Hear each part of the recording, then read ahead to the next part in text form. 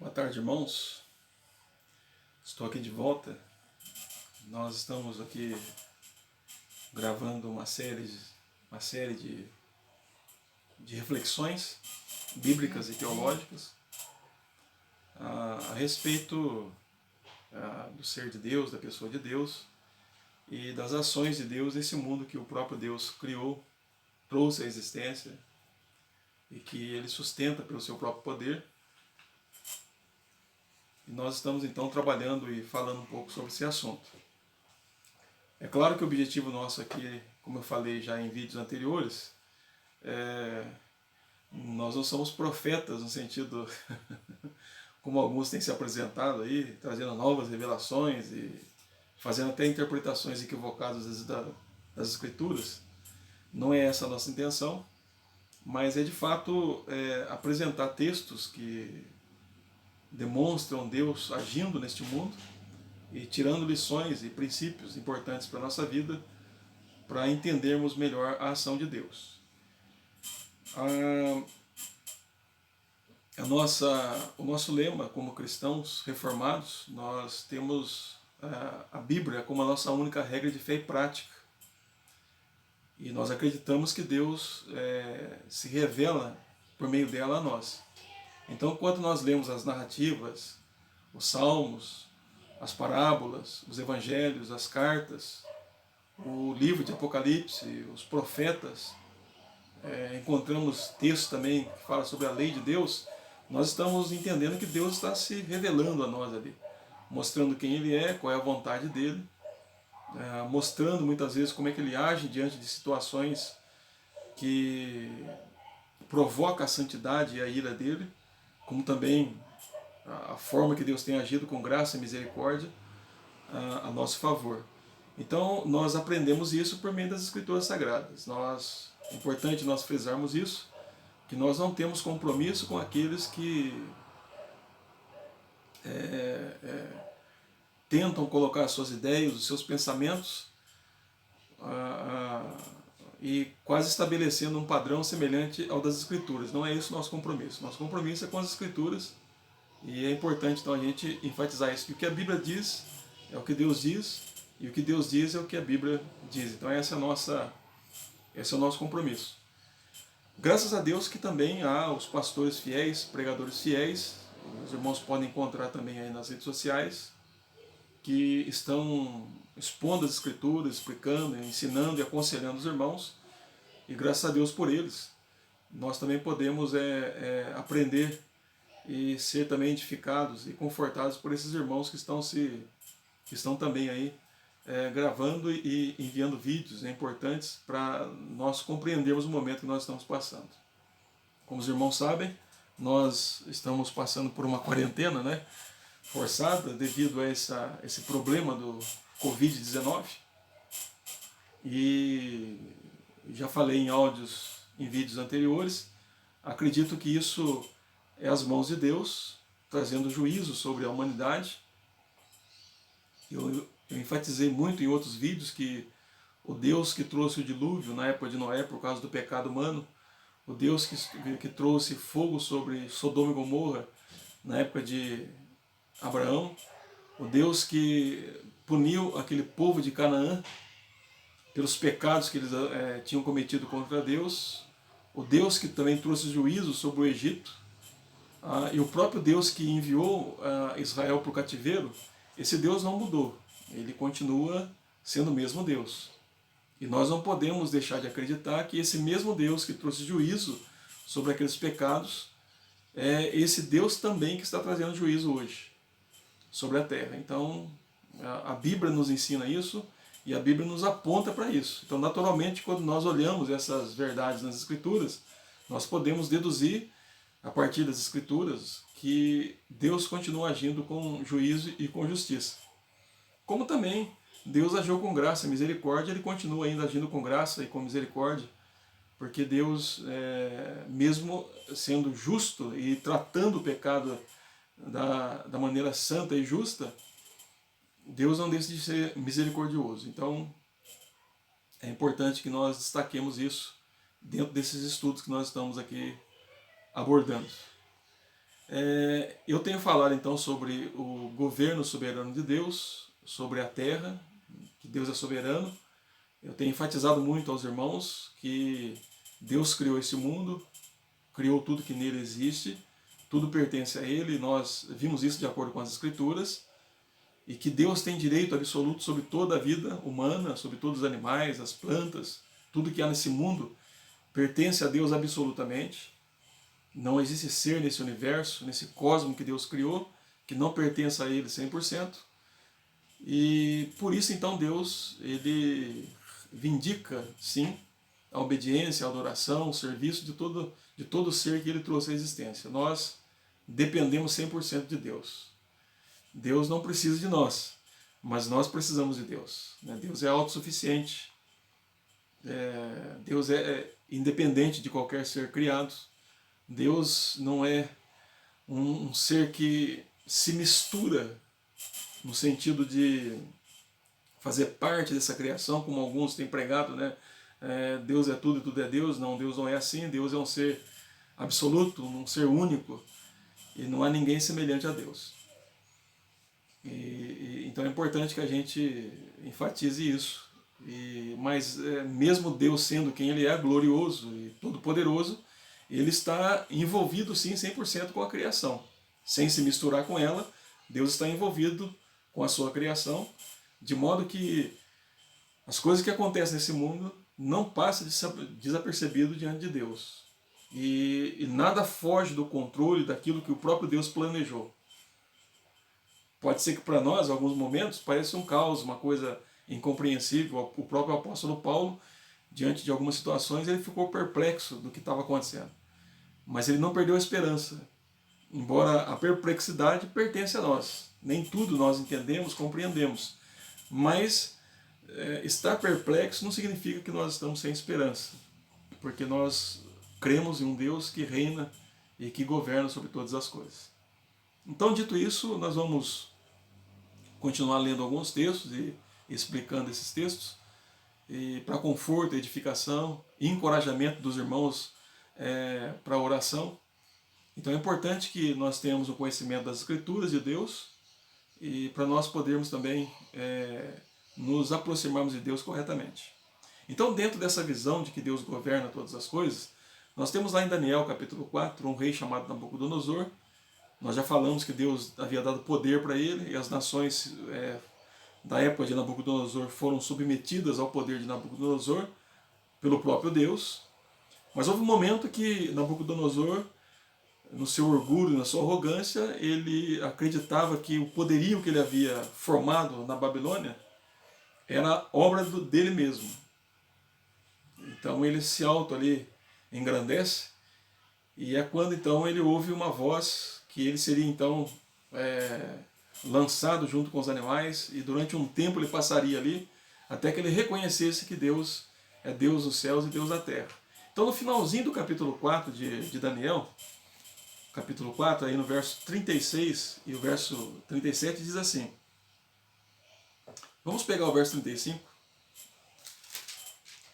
Na verdade, vamos pegar os versos 34 em diante, que diz assim: Mas ao fim daqueles dias, eu, Nabucodonosor, levantei os olhos ao céu, tornou-me a vir o entendimento, e eu bendisse ao Altíssimo, e louvei e glorifiquei ao que vive para sempre, cujo domínio é sempre eterno, e cujo reino é de geração em geração. Todos os moradores da terra são por ele reputados em nada, e segundo a sua vontade ele opera com o exército do céu e os moradores da terra. Não há quem possa lhe deter a mão, nem dizer: que fazes? Tão logo me tornou a vir o entendimento, também para a dignidade do meu reino, tornou-me a vir a minha majestade, o meu resplendor, buscaram-me os meus conselheiros e os meus grandes, fui restabelecido no meu trono, e a mim se ajuntou extraordinária grandeza. Agora, pois, eu, Nabucodonosor, louvo, exalço e glorifico ao Rei do céu, porque todas as suas obras são verdadeiras e os seus caminhos justos, e pode humilhar aos que andam na soberba. Então, Lembrando aqui então, o que acontece? Nabucodonosor então, por Deus, ele é lançado entre os animais, ele fica um tempo ali, e aí Deus, depois desse tempo, Deus restabelece o entendimento dele, e ele percebe então que Deus é o Altíssimo, que Deus é o Senhor dos céus e da terra, e que tanto os moradores do céu quanto os moradores da terra estão debaixo do comando de Deus. E não há quem possa impedir a mão de Deus para Deus fazer algo contra ou a favor. Então, isso demonstra o que é a soberania de Deus. Esse era o rei mais poderoso da época. Nabucodonosor, no seu período, ele foi o rei mais poderoso. Todas as nações estavam debaixo do seu governo, do seu reinado, porque Deus havia colocado. O próprio povo de Deus, ali representado por Judá e Jerusalém, estavam debaixo do domínio de Nabucodonosor. Tanto é que em Daniel, quando começa Daniel começa no capítulo 1 dizendo que Deus entregou Jerusalém, Judá e Jerusalém nas mãos de Nabucodonosor e também os utensílios da casa do Senhor. Então ele percebe isso, que o Deus soberano é aquele que domina, e que Israel estava no Egito, Judá e Jerusalém estavam no Egito, ou melhor, na Babilônia, porque Deus havia entregue eles nas mãos de Nabucodonosor. Isso é soberania, isso é poder. Deus exercendo o seu poder soberano sobre a vida de indivíduos e sobre a vida de reis e dominadores. Então, tudo pertence a Deus e tudo obedece à voz do Senhor. E nós, como cristãos, é importante que nós tenhamos essa visão de Deus. Mas uma visão bíblica, de acordo com as Escrituras. Porque Deus está dizendo para nós quem Ele é e o que Ele faz, o que Ele pode fazer. E eu creio que para um cristão verdadeiro isso é conforto, é alegria, é motivo de ânimo e de se colocar na presença de Deus, sempre compreendendo que não há ninguém maior do que Deus, mas que todos os poderes estão debaixo das mãos de Deus, e Deus controlando todas as coisas. Então aqui nós temos no Antigo Testamento esse registro então do rei Nabucodonosor reconhecendo que Deus estava acima de todos e que não há quem possa resistir à mão do Senhor. Então Deus domina e governa sobre todas as coisas. No Novo Testamento, nós vamos então agora para o Novo Testamento, e lá no Novo Testamento também nós encontramos referências ao governo, ao domínio de Deus. Quando nós vamos para Atos, por exemplo, poderíamos pegar outros textos, mas nós vamos para Atos, capítulo 17, o apóstolo Paulo chega até em Atenas, aí ele percebe a idolatria que há ali em Atenas, então ele vai pregar, vendo os templos, os altares que havia ali. Paulo então toma aí uma referência que está lá em Atos capítulo de número 17, verso 23 em diante, diz assim, Atos 17, a partir do verso 23 diz assim: porque passando e observando os objetos do vosso culto, encontrei também um altar no qual está escrito, ao Deus desconhecido. Pois a esse que adorais sem conhecer, é precisamente aquilo que eu vos anuncio. O Deus que fez o mundo e tudo que nele existe, sendo ele Senhor do céu e da terra, não habita em santuários feitos por mãos humanas, nem é servido por mãos humanas como se de alguma coisa precisasse, pois ele, ou ele mesmo, é quem a todos dá vida, respiração e tudo mais. De um só fez toda a raça humana, para habitar sobre toda a face da terra, havendo fixado os tempos previamente estabelecidos e os limites da sua habitação, para buscarem a Deus e porventura, tateando, o possam achar, bem que não está longe de cada um de nós. Então veja que o apóstolo Paulo, quando ele vai descrever a pessoa de Deus, ele diz que Deus é o Criador dos céus e da terra, Senhor dos céus e da terra.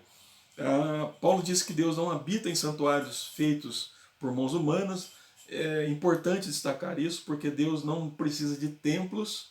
Os templos que nós temos para adoração é para nós, na verdade, e ali nós adoramos a Deus, onde nós nos ajuntamos, mas Deus não precisa disso, até porque Deus não tem limites, não é? Então ele não precisa disso, ele não precisa da sua criação.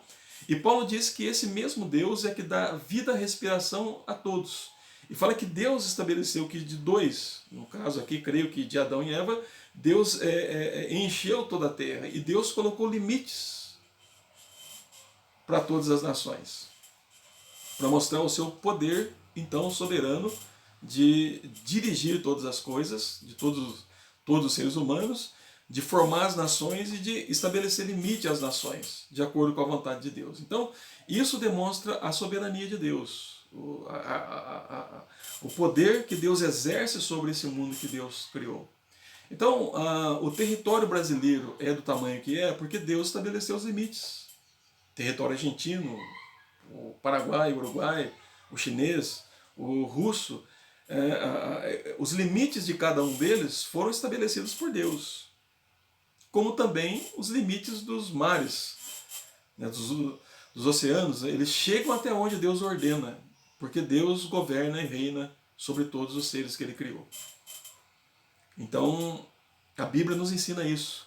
E para nós que somos cristãos verdadeiros, isso é motivo de grande alegria, de grande conforto e uma motivação para nós adorarmos a Deus na beleza da sua perfeição, como Deus soberano. E sabendo que a nossa vida, ela está nas mãos de Deus. E que nada vai acontecer conosco sem que Deus queira que aconteça. Então isso é importante que nós guardemos no coração. É claro que nós temos que tomar cuidado com algumas coisas, né? Tem aqueles chamados fatalistas, né? Eles costumam dizer, já que Deus determinou todas as coisas, Deus decretou todas as coisas, então eu vou me atirar na frente de um carro e se eu tiver que morrer, eu vou morrer. Se eu tiver que viver, eu vou viver. Então é Deus que determina isso. Deus não chamou a gente louca, não, viu? Tome cuidado com isso. Nós não podemos tentar a Deus. O Senhor Jesus nos ensina isso na tentação que Ele teve no deserto, quando Satanás vem até Ele e diz, se tu és o Filho de Deus, né, lança-te abaixo, porque está escrito que aos teus anjos dará ordem a teu respeito para que te tome nas tuas mãos e não te deixe tropeçar em nenhuma pedra. Jesus responde a Satanás dizendo, também está escrito, não tentarás o Senhor teu Deus. A soberania de Deus não nos permite tentar a Deus. Já que Deus é assim, então não é assim não. Então já que Deus determinou tudo, então eu posso entrar no meio das pessoas que estão contaminadas e eu não vou ser contaminado. Não é assim que funciona, irmãos. A fé, ela não implica em ignorância. A fé implica em conhecimento, em conhecer quem é Deus, saber qual é a vontade de Deus. E diante disso, nós temos uma postura correta na presença do Senhor. Lembrando que eu só vou pegar se Deus quiser, e se Deus não quiser, eu também não vou pegar. Agora, lembre sempre disso, que por isso eu não vou tentar a Deus, eu não vou abusar. Eu vou usar os recursos que aí estão diante de mim, que Deus tem deixado, e fazer uso deles. Porque o mesmo Deus que traz o vírus, né, é o Deus também que levanta as autoridades, como por exemplo o nosso ministro da Saúde, e as orientações que ele tem dado. É importante que a gente se atente para isso, como também os produtos que aí estão, né, que nós podemos usar, então também são produtos que vêm a partir daquilo que Deus criou.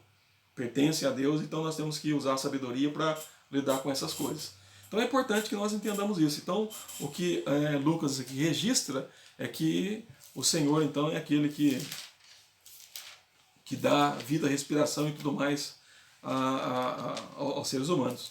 Lá em Atos capítulo 4 também nós temos uma declaração importante ali, quando Pedro ele é liberto da prisão, ele volta para a igreja falando das ameaças que as autoridades haviam impostas sobre ele. Então Pedro diz o seguinte na sua oração junto com a igreja, né? Uma vez soltos, lá em Atos capítulo 4, a partir do verso 23, uma vez soltos, procuraram os irmãos, lhes contaram quantas coisas lhes haviam dito os principais sacerdotes e os anciões. Ouvindo isto, unânimes, levantaram a voz a Deus e disseram, Tu, soberano Senhor, que fizeste o céu, a terra, o mar e tudo que neles há, que dissestes por intermédio do Espírito Santo, por boca de Davi, nosso pai, teu servo, porque se enfureceram os gentios e os povos imaginaram coisas vãs? Levantaram-se os reis da terra e as autoridades juntamente a uma contra o Senhor e contra o seu ungido, porque verdadeiramente se ajuntaram nessa cidade contra o teu santo servo Jesus, o qual ungistes Herodes e Pôncio Pilatos, com gentios e gente de Israel, para fazerem tudo que a tua mão e o teu propósito pré-determinaram. Então veja que A visão que o apóstolo Pedro tem, juntamente com a igreja da época, de que os problemas que estavam acontecendo ali, aqueles que se levantaram contra Cristo, aqueles que agora estão se levantando contra a igreja, qual era a visão que o apóstolo Pedro junto com a igreja tinha? Que aquilo era obra das mãos de Deus. O fato de Jesus ser entregue nas mãos dos gentios é porque Deus assim havia determinado. E na oração, Pedro dá muita ênfase nisso, que Deus criou os céus e a terra, né, e que Ele é o soberano dos céus e da terra, e que Ele já havia profetizado por boca de Davi, por obra do Espírito Santo, das coisas que iriam acontecer. Somente um Deus soberano e absoluto que pode fazer isso. Então essa é a nossa fé. É isso que nós cremos a respeito de Deus. Que Deus é um Deus soberano, Senhor dos céus e da terra. E nós temos que entender então que esse vírus, essas calamidades hoje que estão acontecendo, nós falamos nas primeiras mensagens, sim, é o juízo de Deus se manifestando na terra contra o pecado do homem, mas lembrando sempre também que Deus é o Senhor que está por trás de tudo isso e agindo de forma soberana sobre a vida, sobre a saúde, sobre o corpo humano, de tal maneira que aqueles que vão pegar é por determinação de Deus, aqueles que não vão pegar também é por determinação de Deus. E se acontecer uma cura, se acontecer um antídoto para esse problema que nós estamos enfrentando hoje, também será ato da soberana providência de Deus. Ato da soberana providência de Deus. Então, meus irmãos, eu quero que os irmãos leiam esse texto novamente, os textos que eu anunciei, nessas mensagens que aí eu tenho mandado, nessas reflexões, e meditem neles, guardem no coração dos irmãos, que sejam esses textos motivos de oração para os irmãos, e trago aqui um pouco mais do que a Bíblia fala a respeito de Deus. Então é nesse Deus que nós confiamos, é nesse Deus que nós nos apoiamos, e Ele é a nossa única esperança. Nós vamos gravar mais alguns vídeos, mas os que aqui estão é para o estudo, para a edificação dos irmãos. E se você ainda que está me ouvindo aí, talvez você não seja um cristão verdadeiro, esse é o momento de você pensar bem, porque a sua vida pertence a Deus, você pertence a Deus, a totalidade da sua vida pertence a Deus. E o Senhor, Ele não vai pedir licença para você para te dar a vida ou para tirar a vida. Ele faz isso sem pedir licença porque Ele é Deus. Mas há um caminho que você pode seguir. E o caminho é o Senhor Jesus Cristo.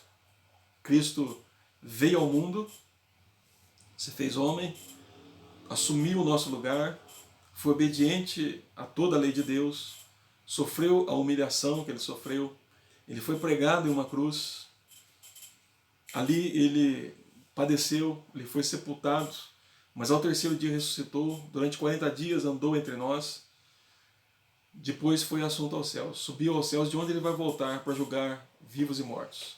Mas lembre que somente por meio de Cristo que nós podemos ter comunhão com Deus. Creia em Cristo agora.